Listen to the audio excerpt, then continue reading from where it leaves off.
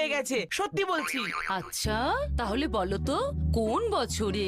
চলো চলো তাড়াতাড়ি খেয়ে নেওয়া যাক, তারপরে আমাকে ঘুমোতেও হবে। আহ, তাছাড়া গতকাল রাতে আমার প্রমোশন হতে হতে রয়ে গেছে।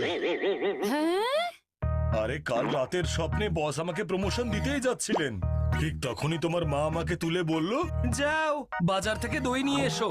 আর এই দইয়ের জন্যই আমার প্রমোশনটা হতে হতে হলো না।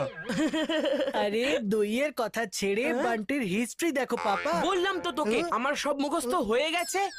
আরে চিকু, ও তো বলছে যে ওর পড়া হয়ে গেছে, তাহলে নিশ্চয়ই পড়ে নিয়েছে। বান্টি বলতো দিল্লির লালকেল্লা কে বানিয়েছিল? বলো সোনা।